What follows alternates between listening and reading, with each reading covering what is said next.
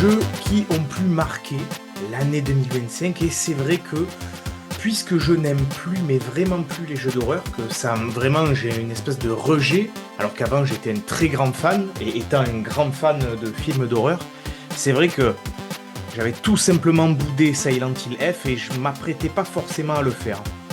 Le hasard a fait que j'ai pu me débloquer du temps, une plateforme pour le faire dans des conditions plus que correctes, et donc je me suis rué dessus, et Dieu sait que les débuts étaient compliqués.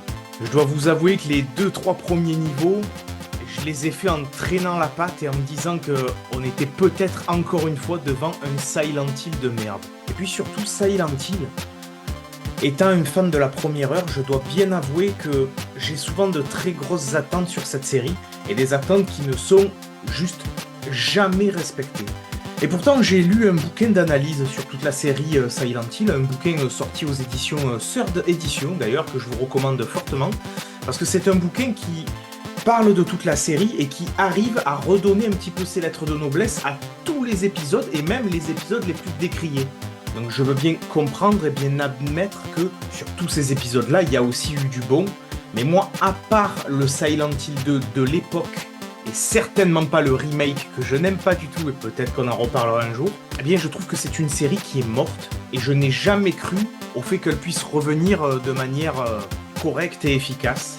Mais j'ai quand même fait l'effort, parce que je me suis dit, puisque je n'aime plus les jeux d'horreur et que c'est difficile pour moi, peut-être que je risque d'être tout simplement embarqué dans une spirale de négativité et que je vais pas être assez concentré pour apprécier ce jeu à sa juste valeur. Et vraiment, je suis bien heureux de m'être autant accroché parce que franchement, ce jeu a valu le coup. Je vais pas dire que je suis passé d'un extrême à l'autre, il y a quand même quelques limites, mais je suis passé d'un jeu que j'imaginais comme oubliable à une expérience vraiment à part qui ressuscite dignement la saga Silent Hill. Oui, rien que ça. Et pourtant, je n'y ai pas cru une seule seconde. Le Silent Hill 2 de l'époque, c'était peut-être le premier jeu qui me faisait me dire « Waouh, il y a quelque chose... je veux dire, c'est de l'art. Il y a un message derrière, il fallait vraiment essayer de lire entre les lignes, et puis il y a plusieurs manières de voir la chose. Bref, c'est un jeu qui s'analyse et qui se décortique par tous ces endroits, quand les autres jeux de la série ont toujours été un petit peu plus faiblards à ce niveau-là, le 3 y compris. Le 4 qui semble apprécier de la communauté mais tomber des mains à 3 reprises et vraiment je pourrais pas le refaire. Je veux dire, il est trop abrupt, manette en main, c'est vraiment insupportable de jouer à ce truc-là. Il faut peut-être un peu trop s'accrocher à mon goût. Et tout ça pour le peu que ça raconte. Ouais, y a rien à faire, c'est vraiment plus mon truc et je crois que la saga Silent Hill a quand même vachement contribué au fait que je n'aime plus les jeux d'horreur. Mais encore une fois, on y reparlera à mon avis de tout ça dans une autre vidéo. Sur l'ère sacrée de la Xbox 360, on a eu le Silent Hill Homecoming que j'avais terminé et que j'avais vraiment détesté de bout en bout. Je me suis dit mais c'est pas possible, ils ont absolument rien compris de ce qui fait le charme de Silent Hill. Puis le Silent Hill Downpour que j'avais fini parce que je me suis dit ok c'est pas terrible mais il y a au moins un peu de mieux. Ils essayent de faire quelque chose mais alors vraiment ça manque de tout. Et enfin le fameux remake de Silent Hill 2 à qui il manque juste une âme et qui a peut-être un peu trop une emphase sur les énigmes et Dieu sait que c'est l'un des trucs qui me casse le plus les couilles dans les jeux d'horreur. Mais bref, c'est pas la question. En démarrant ce nouvel opus, on se retrouve dans un Japon très rural, un cadre très original pour la série. Et j'avoue que je m'en méfiais parce que je me suis dit c'est souvent un peu le truc simple. Tu sais, c'est la ville un petit peu oubliée, dans une campagne japonaise dans les années 60. Et finalement, c'est bien plus qu'un changement de décor. Il y a une vraie science de ce qu'est l'horreur dans ce jeu-là, et de ce qu'est Silent Hill. Et même si j'ai quelques griefs par rapport au gameplay, et surtout à cette masse de combats qu'on est obligé de se farcir tout au long de l'aventure, eh bien je dois bien avouer que c'est une expérience qui m'a pas mal marqué, et qui renoue clairement avec ce que peut faire de mieux la série. C'est même, à ce jour, mon deuxième épisode préféré. Très clairement, hein, il arrive juste après le Silent Hill 2 de l'époque. C'est dire à quel point il m'a marqué. Et je ressens quand même une petite frustration parce qu'il aurait tellement pu être mieux. Alors déjà, sans surprise, hein, la grosse réussite, pour moi, hein, c'est d'abord l'identité visuelle. Silent Hill F, pour moi, il se contente pas de remplacer vous savez, la rouille des anciens épisodes par des fleurs japonaises. Pour moi, toute sa direction artistique, elle repose sur le principe très simple, c'est d'essayer de trouver la beauté dans la terreur. Et d'ailleurs, le producteur lui-même le dit dans les interviews, c'est que les motifs floraux ont volontairement été développés pendant la production. Et il y a cette espèce d'association constante entre le beau et le grotesque qui rend les visuels horrifiques vraiment uniques, avec cette omniprésence des fleurs qui, comme je l'ai dit juste avant, remplace la rouille des anciens épisodes qui commençait justement à être un concept un peu rouillé. Allez, je me permets la blague, super. Ici, c'est du licorice rouge, une espèce de fleur japonaise qui semble symboliser la mort, l'au-delà, et c'est probablement, en termes de signification, un équivalent de ce que sont les chrysanthèmes pour nous. Après, je suis pas ultra calé en signification des fleurs et des plantes. Dites-moi si là-dessus je me plante. Allez, super. Non, je vais continuer les jeux de mots, c'est vraiment génial. Et puis même ce cadre japonais des années 60, moi je m'en suis méfié. Je me suis dit, allez, c'est très simple. T'essaies de jouer à domicile. T'as vu que tous les épisodes que t'as fait dans une espèce d'Amérique que tu ne comprends pas et que tu as du mal à reproduire, ça marche moyen, et donc tu veux essayer de faire ton jeu au Japon. Mais non, j'ai l'impression que cette période de temps et ce lieu, précisément, il a été choisi pour mettre en scène des contraintes sociales très précises, pesant notamment sur les femmes de l'époque, qui étaient du coup plus fortes, plus strictes, et qui du coup constituent directement et de manière très centrale l'arrière-plan narratif du jeu. Puisque l'héroïne, Hinako, est précisément écrite comme quelqu'un qui refuse qu'on lui impose ce qu'une femme doit être. C'est assez clair dès le début du jeu, c'est un thème qui va ressortir tout du long, et c'est vrai que moi, sur l'interprétation, j'avais l'impression au début qu'on nous montrait plus une femme qui essayait de feindre le fait d'être timide et de pas savoir se placer, mais qui au fond était empreinte d'une violence physique très facile à faire ressortir pour elle. Et puis finalement, le thème m'a paru beaucoup plus évident que ça. Puisque du coup, l'énorme qualité qui tourne autour du titre, pour moi, c'est le scénario. Et tout ce qu'il raconte indirectement. Puisque j'ai l'impression qu'il tourne autour du thème du passage à l'âge adulte, de l'identité, du rapport à soi, des rapports familiaux, à l'amitié, au mariage, à la maternité, à la pression sociale, et même plutôt à la perte de contrôle sur son propre avenir. On est sur une espèce d'horreur sociale qui est tellement bien décrite finalement et avec pas mal de poésie. Et comme d'habitude dans la série, du moins d'habitude quand elle le fait bien, c'est-à-dire une fois sur 10, eh bien les monstres et l'environnement s'en retrouvent du coup déformés en étant liés au traumatisme et au conflit intérieur de l'héroïne. D'où cette omniprésence des fleurs que j'ai interprétée de la manière suivante, c'est que les fleurs semblent représenter les femmes et surtout la beauté que la société attend d'elles. Et pour le coup, cette beauté a un prix, représenté du coup par tous les personnages qui vont entourer Hinako tout au long de l'aventure. Il y a des contraintes, des discriminations, des obligations de correspondre à une image déterminée. D'où cette espèce de contraste entre la beauté et la terreur. D'où le fait que la beauté de ces fleurs au début est incroyable, et d'ailleurs quand on se balade dans le jeu, on est vraiment conquis par juste l'aspect technique qui est vraiment formidable, puis par cet aspect plus artistique qui a un rendu vraiment exceptionnel, et puis ces fleurs qui ont une couleur sang, et au plus on s'en rapproche, au plus on voit ces espèces de bidules organiques qui semblent remplacer les fleurs, au plus il y a des fleurs qui semblent envahir le village, et au plus il y a ces bidules organiques qui semblent les remplacer. Il y a du coup une sorte d'ambiguïté entre la végétation et la moisissure, les viscères qui semblent les remplacer, au plus on avance dans le jeu. Et du coup la beauté, elle n'est pas attaquée par le jeu, non, c'est plus une transformation de la beauté en obligation qui devient monstrueuse. Et de ce que je connais de la société japonaise, c'est vrai qu'il y a ces espèces d'obligations qui enferment tout le temps. Et je crois que c'est un petit peu de ça que le jeu veut parler. On n'est plus vraiment soi, on n'est vraiment plus que des masques qui essayons de jouer à un jeu social qui finalement devient juste ignoble dans le jeu. Et puis voilà, les années 60 au Japon, je crois que, bon, le Japon, voilà, se développe à cette période-là, mais on est quand même toujours au sortir de la guerre, et surtout dans les campagnes comme ça, et c'est là où j'imagine que pour les femmes, c'est toujours encore un peu complexe. Et alors, techniquement parlant, quel voyage ça a été. Je voulais vraiment m'immerger encore un petit peu plus dans cet univers d'un Japon qui sort quand même un petit peu de son côté féodal, qui essaie de se faire à ces nouvelles normes sociales qui les enferment toujours, et dans un contexte extrêmement rural comme ça. C'est à la fois très beau comme voyage, très dépaysant, assez exotique aussi, il faut le dire, hein, manette en main, je m'attendais pas à un tel voyage. Là où les jeux Silent Hill nous demandent de pas mal explorer, de faire attention aux détails, et parfois c'est très chiant, même très souvent, là pour le coup j'y ai pris un plaisir non dissimulé, et alors quelle joie ça a été. C'est même d'ailleurs peut-être le seul jeu de la licence qui m'a donné envie de me perdre dans un New Game Plus, que bon j'ai abandonné au final, mais pour le coup le travail est plus que respectable.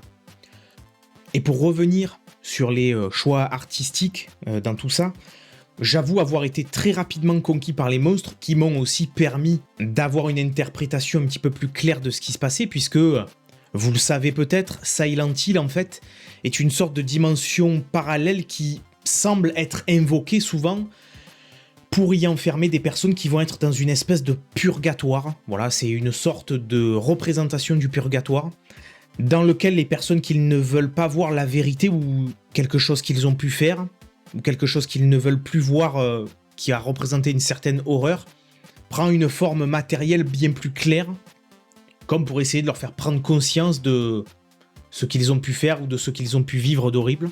Et pour le coup, tous les personnages nous sont très rapidement présentés comme des personnes assez apathiques. Non seulement les parents d'Hinako, hein, avec un père extrêmement violent, qui semble voir voilà, le modèle de la femme comme plus un outil, la mère totalement soumise, au point de ne absolument pas défendre sa fille et d'être le modèle parfait, ultra conformiste, une espèce de robot en soi, hein. Le personnage de Junko aussi, hein, qui semble incarner tout ce que Hinako devrait être. On se marie, il faut commencer à se plier à tous ces trucs-là, c'est un petit peu le début de la transformation, hein, qu'elle semble représenter.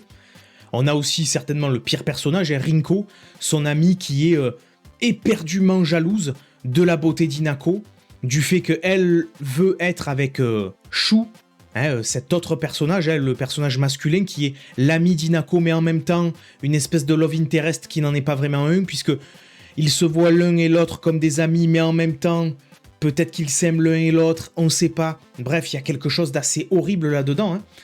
Comme si on essayait, avec tous ces personnages-là, de pousser violemment Hinako vers une sorte de transition qui lui semble, et qui devrait lui sembler naturelle. Mention spéciale d'ailleurs à ces monstres qu'on rencontre dès le début, et qui sont d'ailleurs les monstres de base, des espèces de poupées qui vont bouger de manière désarticulée, avec des formes quand même très féminines, et avec des mouvements plus que imprévisibles, et même des poses imprévisibles. Des poupées à qui on semble avoir imposé une espèce de masque. Je veux dire, là pour le coup, c'est extrêmement clair, hein, le design de ces créatures semble extrêmement clair avec ce que le propos du jeu semble nous raconter. Et cette histoire m'a semblé non seulement extrêmement bien racontée, dès les débuts j'ai été assez facilement pris par ça, même si au début, bon, on nous distille vraiment pas assez d'infos pour être accroché. Au début, je me suis dit, oh là là, qu'est-ce que ça va être, ce truc, machin. J'espère qu'ils ont compris ce que c'est Silent Hill. Et puis, passer les 2 premiers niveaux, on commence à nous distiller de plus en plus d'infos, que ce soit dans les dialogues des personnages, mais aussi dans tous les petits documents qu'on peut ramasser à droite et à gauche, qui éclaircissent les sentiments de tous les personnages.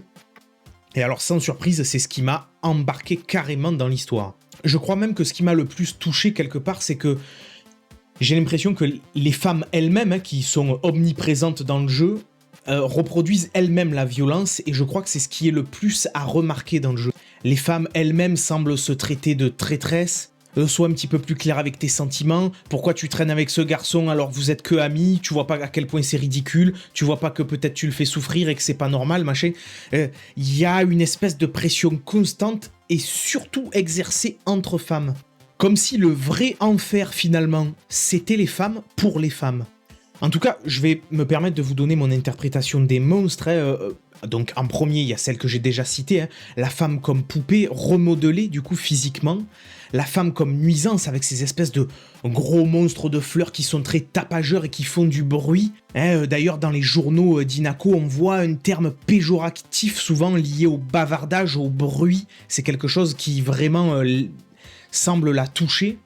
Et puis il y a surtout ces espèces de monstres sans tête et très violents qui semblent porter des chaînes et des menottes qui sont toujours très violents. C'est des espèces de victimes qui deviennent à leur tour des agresseurs. Avec voilà le petit bonus de quelques monstres qui semblent représenter l'enfance, donc des espèces de poupées d'enfants collées qui semblent se déplacer en jouant à la marelle. Alors ceux-là, ils sont magnifiques. Vraiment, c'est ce que j'adore chez Silent Hill, c'est que non seulement le design des monstres est soigné, mais les mouvements des monstres surtout sont extrêmement travaillés. Je retiendrai ce monstre-là vraiment toute ma vie, parce que se déplacer en jouant à la marelle, vraiment, ça m'a fait quelque chose, et je crois que ça ne peut laisser personne indifférent. On voit clairement qu'il y a un message derrière tout ça, que ça n'a pas été mis là au hasard, et ça semble clairement pointer du doigt l'enfance d'Inako. Et je vous l'avoue, j'ai entendu qu'il y avait peut-être un côté un peu trop wokiste dans l'appréciation de ce Silent Hill. J'ai l'impression qu'à sa sortie, il a été un petit peu décrié pour ça, alors que pour moi, vraiment, il sort ses thèmes avec tellement de justesse et de poésie que, pour le coup, on peut vraiment pas lui affubler une étiquette moralisatrice, un petit peu malvenue et mal faite. Non, au contraire, là, c'est du très bon travail. Et puis moi, je suis le premier à me plaindre de certaines œuvres qui peuvent être vite trop moralisatrices, un petit peu ridicules, essayant de se placer injustement dans des poncifs qu'on voit comme quelque chose d'appartenir au camp du bien. Bref, je trouve que c'est souvent des choses qui sont ridicules, mais alors ici, c'est d'une justesse folle. Pour moi, c'est le contre-wokisme, c'est le contre-cums parfait qu'on peut faire au wokisme. Donc vraiment, moi, j'y vois quelque chose d'extrêmement juste.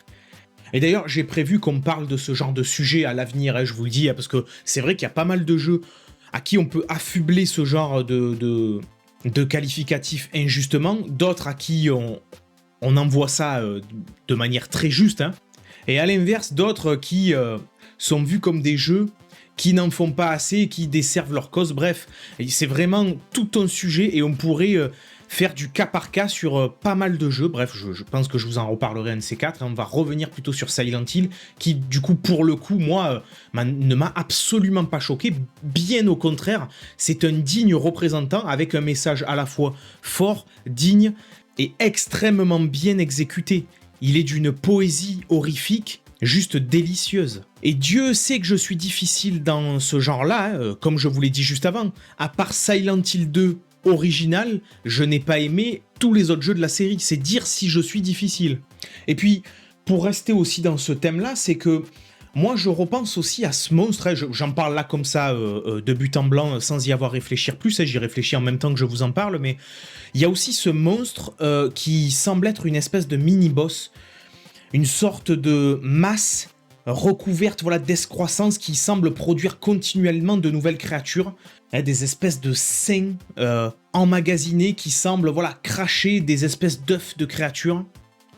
Moi, je vois pas le truc comme quelque chose qui représente bêtement et simplement la maternité comme monstrueuse. Moi, je dirais plutôt que c'est la réduction d'une femme à une sorte d'objet reproducteur, une sorte de poule pondeuse. J'ai l'impression que c'est plus ça, parce qu'au contraire, à l'inverse, il y a le symbole de la poupée qui est vu comme quelque chose d'assez défensif, d'assez beau. Je crois que le jeu est capable, franchement, d'apporter pas mal de nuances sur tout ce qu'il semble attaquer. Alors on pourrait aussi reprocher au jeu de ne pas avoir un bestiaire ultra fourni. Moi je trouve qu'il est amplement suffisant. Je le trouve très bien moi ce bestiaire. Et certains pourraient vous dire que oui mais attends, il y a quand même une réutilisation parce que c'est vrai que les monstres poupées, ils ont une espèce de petite réutilisation en monstres écoliers qui ont plus ou moins le même moveset, quand on les combat. D'accord, bon, moi ça m'a pas choqué plus que ça, c'est vrai que c'est un monstre qui est plutôt omniprésent, Mais son omniprésence, en fait, s'explique aussi de par le message et par l'histoire qu'il veut faire passer. Et puis, je le trouve très bien en format écolier, en garçon et fille, qui semble représenter un petit peu le théâtre qu'on joue à l'adolescence. Donc moi, ça m'a pas plus choqué que ça. Ça m'a pas non plus emmerdé. Je préfère largement qu'il y ait plus de monstres assez simples à gérer que de monstres compliqués, parce que Dieu sait que les combats m'ont terriblement emmerdé. Alors attention, ils sont pas si mauvais. Je comprends clairement à qui ils ont été adressés, ces combats, parce que c'est vrai que depuis l'arrivée des Souls-like, on a vraiment cette envie de vouloir calquer l'attaque faible et l'attaque forte, et l'esquive au bon moment, la bonne parade et ce genre de conneries. Moi, j'en peux plus, ça me sort par les yeux. Donc clairement, je vois très bien à quel genre de public il veut être adapté. Moi, déjà, de base, c'est pas trop mon truc. Quand je joue à un jeu d'horreur, j'ai envie d'être embarqué par l'ambiance horrifique, parce que ça veut raconter derrière, et clairement sur ça, moi c'est un 100% oui, j'ai adoré, mais par contre, ils ont voulu rajouter du combat, et donc forcément, il a fallu s'y plier. J'ai aucune honte à avoir joué au combat en mode facile, d'ailleurs j'ai galéré un petit peu en mode facile aussi, c'était quand même un petit peu complexe. Et pas complexe forcément pour les bonnes raisons, parce qu'en mode facile, il y a quand même des monstres qui restent quand même de sacrés sacs à PV, quoi. Et ça, c'est quand même emmerdant. Quand t'essayes d'avancer dans l'histoire, que tu te dis, allez, je rentre dans un nouveau donjon, et que la vraie difficulté, elle se trouve plus au niveau du « allez, on va encore répéter les mêmes bagarres avec les mêmes monstres, donc j'attends qu'il attaque, j'esquive au bon moment, bim, boum, je frappe 2 fois, je re-esquive », c'est toujours plus ou moins les mêmes patterns. Plus que la rigidité des combats, qui semble tout à fait naturelle, moi j'ai envie plutôt de cibler le côté répétitif de tout ça, puisque là où certains vont vous dire que le bestiaire est pas assez fourni, moi c'est pas qu'il est pas assez fourni qui m'ennuie finalement, c'est le fait qu'il soit finalement un peu trop répétitif ce genre de combat. Et à quoi ça sert d'avoir mis autant l'emphase sur des combats si c'est pour nous les rendre aussi répétitifs? Parce que ça a beau pas être mon truc, mais j'ai beau avoir un petit peu galéré au début, à la fin ça a été une ligne droite, je veux dire, t'as beau me sortir tes 3 monstres les plus forts, je sais très bien que je vais m'attaquer peut-être au monstre le plus nul, parce qu'il va mourir en premier, et puis après ça va être très simple. Et je vais taper 1 ou 2 esquives au moment comme il faut, je sais que ce pattern-là, ça va me permettre de placer 1 ou 2 coups, c'est assez simple et plutôt ennuyant quelque part, c'est long pour pas grand-chose. Ah, ça rajoute donc la jauge de vie, qui est tout à fait normale, mais rajoute aussi la jauge d'endurance, qui se remplit avec le temps, la jauge de santé mentale, qui descend pour des raisons assez aléatoires que j'ai plus ou moins compris, bref, c'est vraiment une mécanique qui a été rajoutée là, je sais pas trop pourquoi. Plus une jauge de durabilité des armes qui vont faire remplir ton inventaire d'autres bidules pour réparer tes armes. Bon, je vais vous l'avouer, c'est un peu chiant tout ça. Un peu trop de jauge pour remplir injustement ton inventaire. Tout ça pour que tu ne ramasses pas tous les petits bidules qui vont te faire gagner des points au poste de sauvegarde pour pouvoir améliorer ton personnage. Un personnage qui peut finalement s'améliorer qu'à partir de la moitié du jeu, un choix de game design que je trouve plus que discutable, puisque tout au long du jeu, tu vas gagner des points en ramassant des merdouilles et en les revendant au poste de sauvegarde, chose qui va te débloquer des talismans qui te permettent d'avoir des passifs sur ton personnage, et tu ne peux en équiper qu'un seul, jusqu'au moment où, à la moitié du jeu, il te propose de débloquer des améliorations sur ton personnage, des améliorations de la jauge de santé, d'endurance, et le fait de pouvoir porter plusieurs talismans. Pourquoi faire ça à la moitié du jeu? C'est vraiment bizarre comme choix de game design, je ne l'explique vraiment pas, d'autant plus que, soyons honnêtes, les Silent Hill sont loin d'être des jeux parfaits, surtout le 2e épisode aussi que j'aime d'amour, et puis de toute façon, soyons honnêtes, il a aussi très mal vieilli. Dès qu'on a l'occasion de courir et de ne pas affronter les monstres, il vaut mieux courir et ne pas affronter les monstres. Donc bon, tout ce cinéma pour qu'au final, allez, on puisse quand même passer les affrontements, et que parfois, surtout dans les donjons du monde sombre, on soit obligé d'être dans des salles où il n'y a pas d'énigmes, tout ce qu'il y a à faire c'est tuer tous les monstres. Vraiment, le jeu m'a vraiment pas plu sur cette partie-là, et Dieu sait que j'ai été quand même content qu'il se termine. Souvent, quand on est face à un jeu qu'on aime beaucoup, on se dit, oh là là, c'est dommage qu'il soit terminé, j'aimerais l'oublier pour pouvoir le refaire. Là, clairement, non. Clairement, sur les 2-3 derniers donjons du jeu, je commençais à en avoir vraiment plein le cul. Et pourtant, il y a quand même quelque chose qui m'a beaucoup plu quand même dans l'avancée du jeu, c'est que on nous propose une Hinako dans le monde plus ou moins normal, pris par Silent Hill, donc avec tout ce que je vous ai décrit juste avant, puis le monde sombre, où là, elle va avoir des armes incassables, un petit peu originales, avec une espèce de naginata, vous savez, cette espèce de lance japonaise, l'espèce de katana un petit peu court aussi pour aller un petit peu plus vite et pas se faire avoir par le fait de frapper tout simplement dans le mur plutôt que de frapper sur l'ennemi dans des environnements un petit peu plus exigus. Et puis surtout, ces phases-là ont enlevé le fait que les armes soient cassables et nous font que Hinako finit finalement par se transformer en une espèce de monstre. Un hérisson-garou, oui ça existe, je suis biologiste, si vous connaissez pas c'est que vous n'avez pas de culture. Plutôt intéressant avec un moveset assez étonnant qui transforme finalement ce jeu d'horreur en un beat'em all pur et simple, puisque une fois qu'on est transformé en ce monstre-là, on a vraiment de moins en moins peur de notre environnement. Et curieusement, le gameplay devient presque jouissif à un moment, pour finalement retomber dans ce système de combat un peu chiant. Alors attention, objectivement, il est pas mauvais ce système de combat, il est juste ultra répétitif, avec des mécaniques vraiment un peu trop lourdes. Il y a une sorte d'accumulation qui lui rend vraiment pas honneur et qui va du coup alourdir le jeu quand on a envie d'avancer et avancer dans l'histoire. D'ailleurs, il y a généralement aucune récompense à combattre les ennemis. Dès que tu peux les fuir, il vaut mieux les fuir. C'est ce que font tous les Silent Hill. Et chose que j'ai trouvé toujours très bête. Même si, si on va dans la partie interprétation artistique, tout ça, on peut l'expliquer par le fait que les gens qui sont projetés dans Silent Hill essayent de fuir aussi la réalité. Et donc, oui, on est invité quelque part à fuir le fait d'affronter la réalité. Donc même ça peut s'expliquer, mais manette en main, c'est chiant. Surtout que quand il y a une alternance entre « allez, vas-y, fuis le combat », ah non, tu te rends compte que tu peux pas le fuir et que t'es obligé. Allez, ça alourdit encore plus le truc. Voilà, là, ça m'a vraiment pas rendu le jeu sympathique.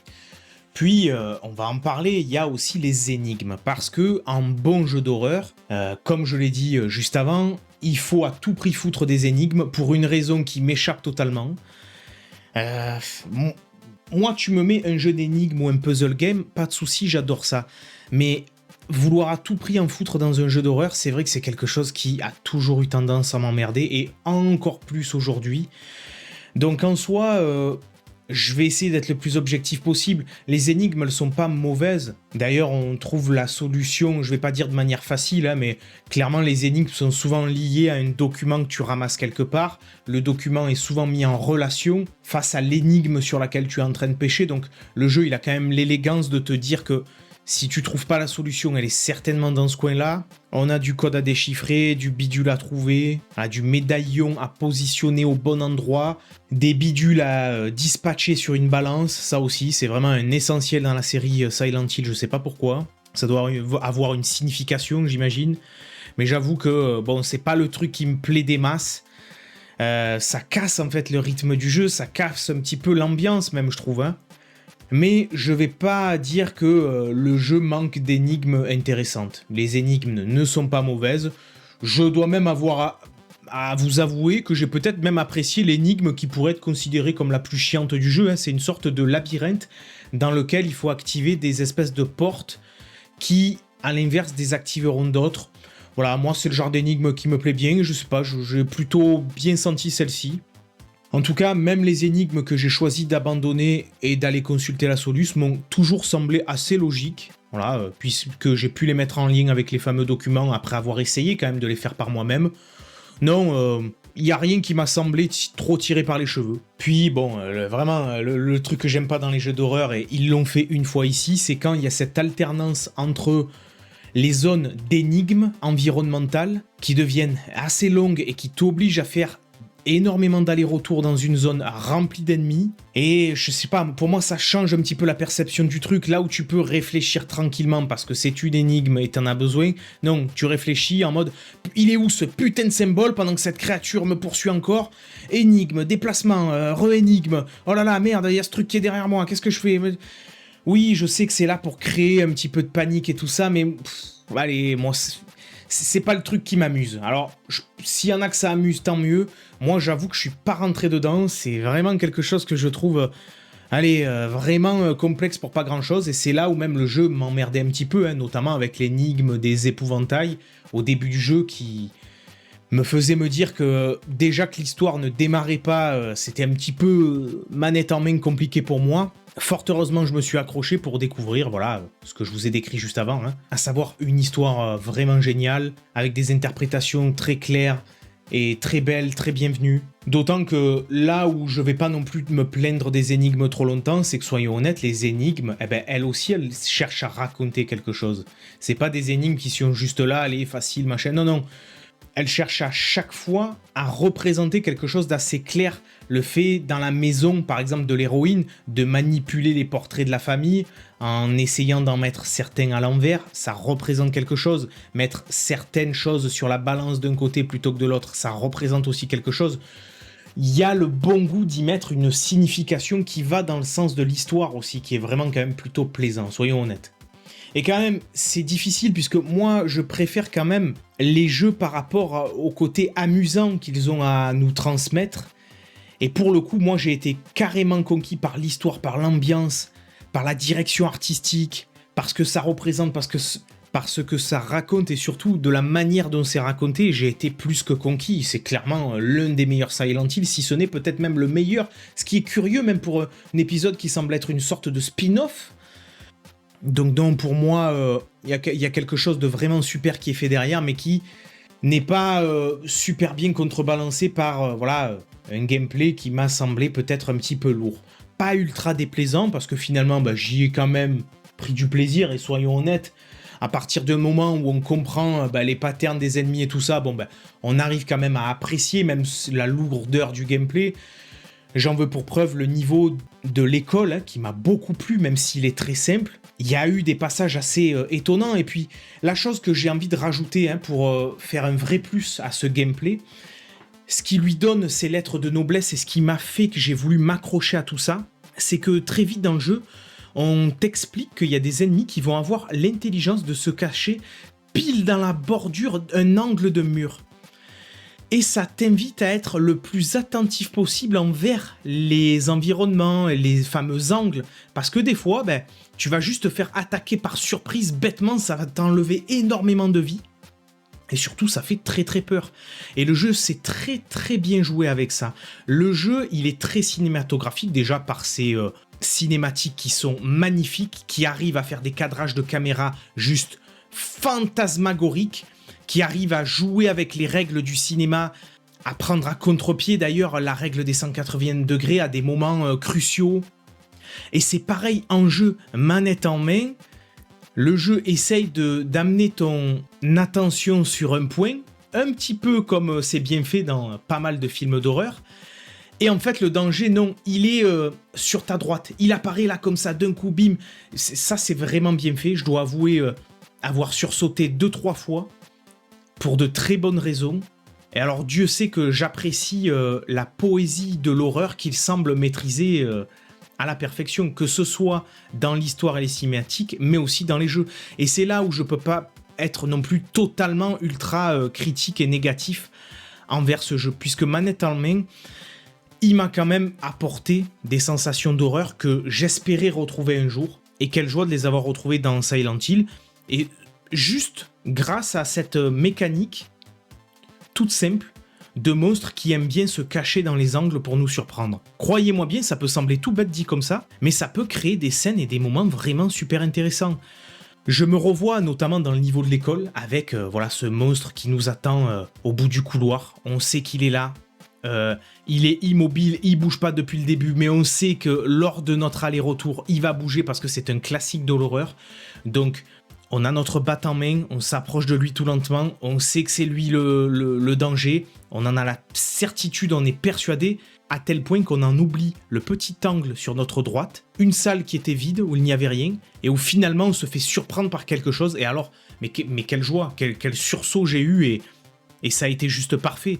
J'ai du coup vécu une aventure quand même assez intéressante.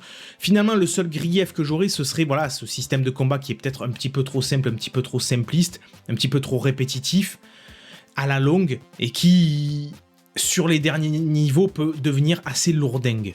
Mais globalement, ça reste quand même un bon jeu d'horreur. J'en suis d'ailleurs le premier surpris, hein, moi qui ne croyais plus en la licence Silent Hill. Pour moi, il incarne vraiment le renouveau de tout ça. Et moi qui n'aime plus les jeux d'horreur aujourd'hui, je dois bien avouer qu'il restera dans mes souvenirs comme l'un de ses derniers bons représentants. Et j'espère qu'il y en aura des nouveaux comme lui, qui essaieront d'intégrer des éléments de jeu peut-être un petit peu plus intéressants, un petit peu moins chiants. Et en tout cas, il a le mérite d'exister, il a le mérite d'avoir été aussi le genre de jeu parfait pour créer du débat autour de lui. Et la beauté de son scénario m'a vraiment conquis. J'ai pris vraiment beaucoup de plaisir à explorer plusieurs de ses fins. Moi qui peux être souvent déçu par rapport à plusieurs fins de jeux vidéo, notamment, récemment j'ai pu me faire Cyberpunk et c'est vrai que les différentes fins me semblent pas forcément drastiquement différentes et plus intéressantes les unes des autres. Non, ici quand même, on est quand même plutôt bien servi. Même si je suis vraiment pas du genre à me retaper tout un jeu juste pour me refaire l'autre fin, machin, c'est ridicule. Mais ça a été une vraie joie quand même de les découvrir sur YouTube. C'est une belle histoire et elle méritait un si bel écrin. Et Dieu sait si artistiquement ça a été un voyage de bout en bout. Donc vraiment, bravo, merci d'avoir ressuscité Silent Hill de la sorte. Et je serais quand même très curieux d'avoir votre avis sur la question, que ce soit sur le jeu, sur la série et sur mon discours.